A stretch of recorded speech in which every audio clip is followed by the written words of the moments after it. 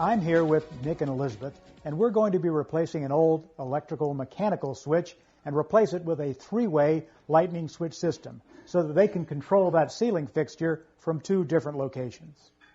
The first thing we'll do after turning off the power at the circuit breaker is to remove the old switch and put the wires together so that the circuit will always be on. The next step is to install and train the receiver, in this case the wire-in receiver, which we're going to put into the junction box that's above the ceiling fixture.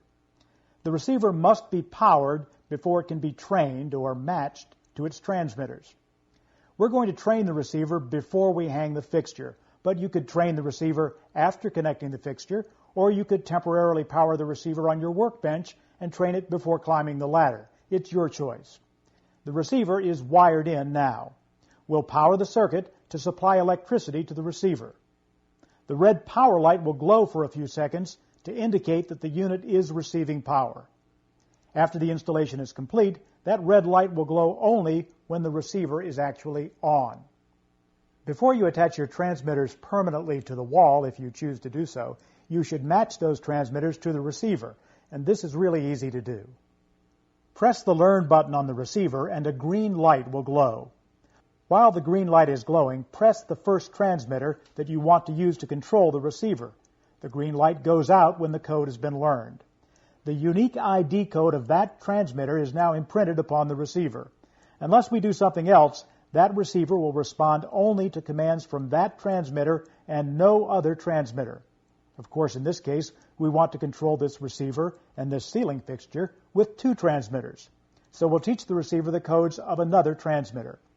We can go through the learning process with one transmitter after another. The receiver can be taught to respond to commands from up to 30 different lightning transmitters. There's no limit to the number of receivers that a transmitter can command, as long as the receivers are within the broadcast range of the transmitter. This receiver has now been trained to obey commands from two lightning transmitters. Since each lightning transmitter has a unique ID code that's 32 digits long, there's no chance that you or your neighbor who may have a lightning switch will ever turn on this light by accident. So both of our transmitters will now control the light. Looks good. Now you can place the two transmitters wherever you want. Of course, we'd like to do something about this old empty switch box, and that's why we developed our large frame transmitter. It's designed to screw right onto a switch box that used to hold a mechanical switch. Both our large frame transmitter and our small frame transmitter can be affixed to the wall with screws or the double-stick tape that come with every transmitter. So you can put the transmitters almost any place you want, even on glass or stone. Or you can carry them around as a true remote. We'll put our second transmitter here to complete the lightning switch installation.